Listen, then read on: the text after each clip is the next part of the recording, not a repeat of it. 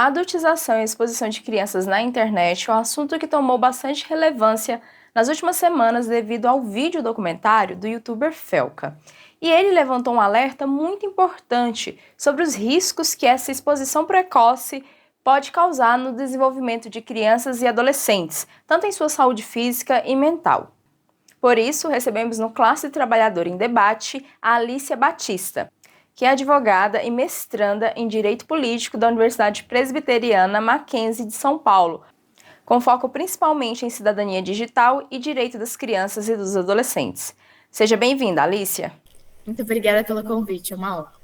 Alicia, a gente viu aí que o tema sobre a adultização de crianças ficou super em alta, principalmente por conta do vídeo denúncia do Felca. E eu gostaria que você falasse um pouquinho o que é essa adultização. Porque muitas pessoas que não estão nesse meio de internet, às vezes viu uma matéria num jornal, viu uma reportagem, mas não entende muito bem o que é esse tema.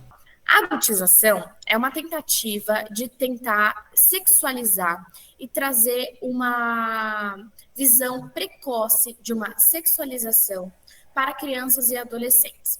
É sempre importante lembrar que o Estatuto da Criança e do Adolescente, ele foi criado como uma lei básica e estruturada em diversos princípios. Um desses princípios é o princípio peculiar da pessoa em desenvolvimento, da condição da pessoa em desenvolvimento.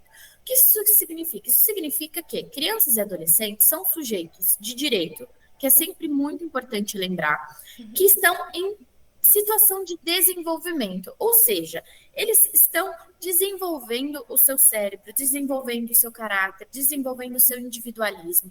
Então, todos os estímulos externos, os estímulos da família, da sociedade, da escola, tudo que lhes entorna vai afetar o seu desenvolvimento, vai afetar a sua educação, vai afetar a sua saúde mental. Então, a adultização é essa tentativa precoce de trazer uma sexualização, uma exposição nessa conotação para crianças e adolescentes, o que é extremamente perigoso e extremamente contra os direitos da criança e adolescente e que os coloca em uma situação de extrema vulnerabilidade e violência.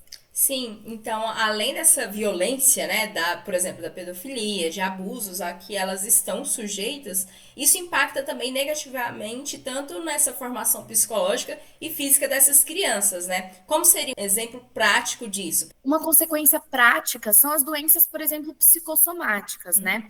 O John Bowlby, que é um psicólogo, psiquiatra muito renomado, ele tem uma teoria que ele fala muito sobre o afeto e o quanto que os estímulos que a gente recebe na infância, eles podem prejudicar a nossa vida adulta. Então, quando a gente sofre uma adultização, ou seja, quando a gente pula as etapas da vida, as etapas do desenvolvimento, a gente pode desenvolver doenças psicossomáticas. O que são doenças psicossomáticas? São doenças que são causadas pela nossa saúde mental, que são desenvolvidas pelo nosso cérebro e que são correspondidas pelo nosso corpo. Então, ansiedade, depressão, doenças autoimunes, então, psoríase, lúpus, doenças incuráveis. Então, essas são doenças que podem ser desenvolvidas de acordo com a violência que uma criança pode sofrer na sua infância. Então, além de doenças de saúde mental, né, como a ansiedade, a depressão, até né, que podem levar à questão do suicídio, por exemplo, que é algo muito debatido, principalmente com o índice de suicídio muito avançado na pré-adolescência e na adolescência, principalmente porque ali na pré-adolescência existe um estímulo muito grande do desenvolvimento do córtex pré-frontal, também de doenças psicossomáticas, como a psoríase, como o lúpus, doenças autoimunes. Então, essas são as doenças, as principais doenças que são desenvolvidas através de traumas que são correspondidos em doenças físicas. Então, o corpo fisicamente corresponde àquele trauma, àquela violência. E como a família e a escola, e eu acho que principalmente a escola, porque a gente viu ali, principalmente no vídeo do Felca, que às vezes os próprios pais estão incentivando aquilo, pensando no retorno financeiro que infelizmente a gente sabe que tem, né? Das plataformas. Se o vídeo tem muita visualização, ele vai receber ali, são valores pequenos, né? Muitas vezes são 10 centavos a cada 1 milhão de visualizações, mas a gente sabe que esses vídeos acabam viralizando e tem uma visualização muito alta, até por conta daqueles grupos de pedófilos e tudo mais. Mas aí pensando na questão de familiares que às vezes estão vendo isso do lado de fora, ou da própria escola, o que eles podem fazer para identificar e prevenir essas situações? A família é sempre muito importante deixar um canal aberto e de suporte para a criança e para o adolescente, para que ele sinta que a família é um local seguro para que ele possa expor, tanto se ele está sofrendo violência, quanto se ele é um causador, por exemplo, de um cyberbullying, né? Então, para que ele consiga se recorrer àquela família como um ambiente de acolhimento. A escola, ela precisa desenvolver ambientes também, além de seguros, ambientes práticos, por exemplo, de comunicação não violenta. A comunicação não violenta já é comprovada como uma estrutura e como uma prática muito bem estruturada e muito bem efetiva na prática de prevenção ao bullying, ao cyberbullying, à violência, justamente porque a comunicação não violenta, ela tem como base, que ela foi desenvolvida pelo Marshall Rosenberg, ela tem como base o afeto, ela tem como base a escuta, ela tem como base a exposição das vulnerabilidades e a conversa baseada numa mediação. Então, em colocar as pessoas que estão ativas ali em alguma situação de controvérsia, para que elas conversem, para que elas exponham quais são os sentimentos, o que as levou a tomarem certas atitudes, por que eu expus o meu coleguinha nas redes sociais, ou por que eu me senti tão violentada, como que eu posso recorrer, como que eu posso expor os meus sentimentos, sem ter uma represália que faça com que eu me sinta necessariamente, como que eu posso dizer, que eu me sinta necessariamente punida, mas sim que eu possa ser restaurada, para que eu possa ter uma nova oportunidade e entender aquilo que eu cometi, né? Retomando o princípio da pessoa peculiar em desenvolvimento, é muito importante que todas as vezes também que a gente vá conversar sobre atitudes e vá trazer uma represália, que essa represália traga uma consciência de responsabilidade coletiva e não necessariamente uma punição, porque às vezes a punição ela não traz necessariamente uma responsabilidade, um senso de empatia e de coletividade. Ela pode trazer apenas uma sensação de medo, o que não necessariamente vai criar uma sociedade mais pacífica, mais empática e mais coletiva. Ela pode até só trazer uma sociedade que tem medo de agir daquela forma. E aí, a partir do momento que aquele medo já não existe mais, aquela consciência de agir pelo coletivo, ela se esvai, né? Então, a escola aplicando oficinas de comunicação não violenta, oficinas de parentalidade junto com os pais, trazendo esse canal, né, de não violência, trazendo políticas públicas, então, falando sobre datas comemorativas, então, as datas relacionadas ao Estatuto da Criança e do Adolescente, então, datas de combate à exploração sexual, datas de combate ao bullying, então, relembrar a importância e o porquê dessas datas existirem é extremamente importante para relembrar e para ressaltar a importância da existência dessas políticas, e também fortalecer a questão com as demais redes de proteção, então com o próprio Conselho Tutelar, com a prefeitura, com o próprio município, com a própria cidade, e também com os próprios alunos e incentivarem eles a trazerem também para a escola quais são os incômodos. Porque as crianças e os adolescentes, quando eles são ouvidos, eles trazem soluções e trazem inovações que são muito bem-vindas. Eles têm propriedade para nos mostrarem quais são as suas necessidades. Então, também eles terem um espaço para que eles sejam ouvidos e sejam acolhidos também é extremamente importante. Então, também trazer essa questão da justiça restaurativa, da comunicação não violenta, é de extrema valia. E a gente fala muito da escola, principalmente porque a gente sabe que muitos dos abusos, até mesmo, acontecem dentro de casa, né? No Sim. ambiente familiar. Então, assim, como falar para a família proteger aquela criança, um adolescente, se muitas vezes é a família que está fazendo aquilo, né? Então a gente coloca muito a escola nessa posição, né? Por isso que é tão necessária a articulação da escola com as demais redes de proteção. Então, com o conselho tutelar, com os fóruns municipais, com a própria prefeitura, justamente para ter uma rede de proteção que se converse, que seja tenha uma base sólida, justamente para que, nos casos em que a violência e o abuso venha dentro de casa, para que essa rede de proteção tenha essa base sólida para conseguir atuar em favor daquela criança e do adolescente.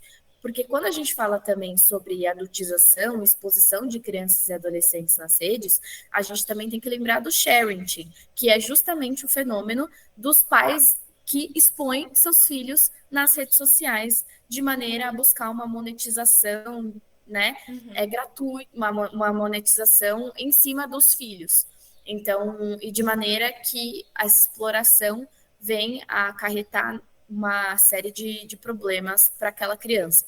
Então, se o sharing chega num ponto em que aquela criança está sendo explorada e está sendo violada, é muito importante que essa rede de proteção tenha uma base sólida e muito conversada entre si para que aquela criança seja protegida de todas as formas. E uma outra solução muito concreta seria a regulamentação das redes sociais, porque a gente sabe que as redes, né, os aplicativos, muitas vezes ele tem ali a idade mínima de 18 anos, mas não tem uma fiscalização real se a pessoa que está utilizando ali tem 18 anos, né? E a gente vê casos de crianças que às vezes estão conversando com, né, desconhecidos que estão ali de alguma forma, né, se filmando, alguma coisa do tipo, então perpassa muito por essa regulamentação, né?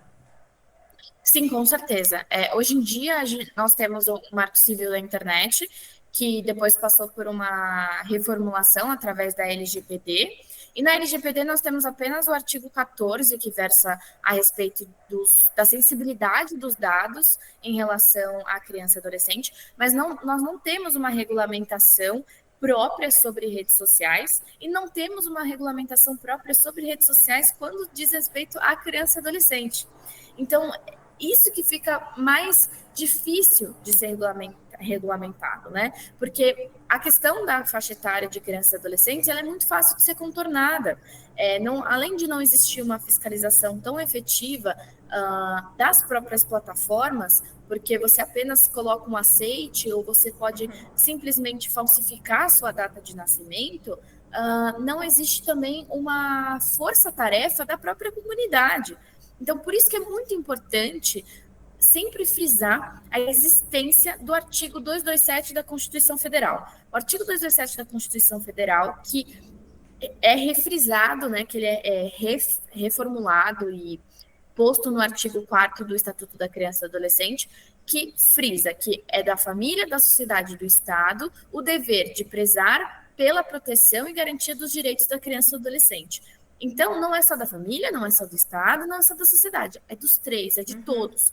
Então, a partir do momento que nós vemos um conteúdo que é produzido ou que está sendo reproduzido, né, de uma criança sendo violada, que não deveria estar usando a plataforma, é nosso dever enquanto sociedade de denunciar aquele conteúdo para a plataforma. Porque se a plataforma ainda não está desenvolvida, não está conseguindo conter esse fenômeno, é nosso dever enquanto cidadão de denunciar aquele conteúdo. Então, enquanto essa regulamentação não vem, o que nós, enquanto sociedade, podemos fazer? Denunciar. E assim como, né, esse influencer fez de trazer e dar voz a essa situação, nós, enquanto cidadãos, podemos também fazer a nossa parte. Então, além de compartilhar conteúdos com informações de qualidade e que trazem formas de denúncia, é importante que os likes sejam trocados por denúncia. Então, se você está vendo um conteúdo que uma criança está sendo exposta, uma criança está sendo colocada em uma situação vexatória, em uma situação de exposição, independentemente se é um conteúdo engraçado ou não, se aquela criança está sendo exposta de uma maneira que aquilo pode vir a trazer uma consequência negativa, é nosso dever, enquanto cidadão, denunciar. Então, essa é uma pauta extremamente importante e que é sempre também importante relembrarmos que o direito nunca vai conseguir estar ao passo do avanço da tecnologia.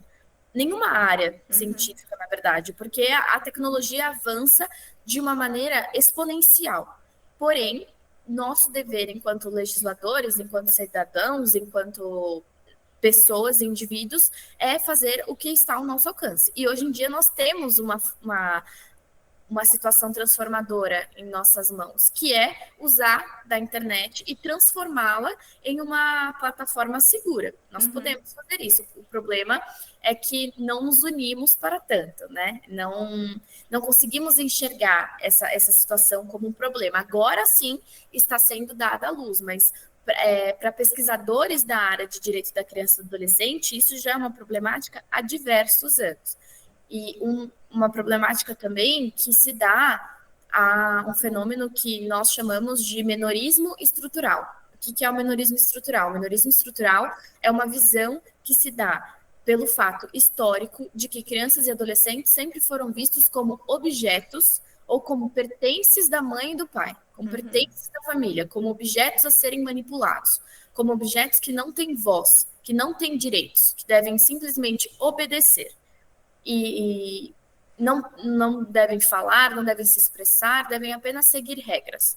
E a partir do momento que eles não seguem regras, eles recebem represálias, né? Então, o próprio termo menor, ele é extremamente carregado desse peso de infração, de infrator, daquele que está contra a lei, e não de alguém que deveria ser protegido, de alguém que está em desenvolvimento. Então, esse menorismo estrutural, que é essa visão cultural do Brasil enquanto um país que demorou praticamente 30 anos desde a Convenção de Direitos Humanos para criar uma legislação que fosse própria para reconhecer crianças e adolescentes como sujeitos de direitos, a visualizar e aplicar de fato. Porque mesmo com a existência de um Estatuto da Criança e Adolescente há 35 anos, ainda existe uma visão de menorismo estrutural em que crianças e adolescentes não são vistos como sujeitos de direitos. E é aí que está o problema de nós olhamos crianças e adolescentes sendo violadas na internet e não entendemos aquilo como violação. Entendemos aquilo como entretenimento. Crescimento de canais onde as crianças são protagonistas, por exemplo, né? Então, claro, né? Aquilo lá é a ideia dos pais e a criança só tá ali e que quando ela chegar na fase adulta ou ali nos 18 anos, ela não vai concordar com aquilo ou aquilo vai influenciar de uma forma muito negativa na vida dela, né? De ter vergonha, de não gostar, né? Daquela exposição. E a gente vê, por outro lado, alguns criadores de conteúdo que não expõem seus filhos. E eles deixam muito claro isso, do tipo, olha, ele não tem idade para falar se gosta disso ou não. Então a gente vai esperar ele ter certa idade, né? Então você já vê esse contraponto, assim. E aí, para finalizar, Alice, eu gostaria que você falasse o trabalho do Unicef. O que ele faz enquanto um órgão universal, assim, que cuida das crianças?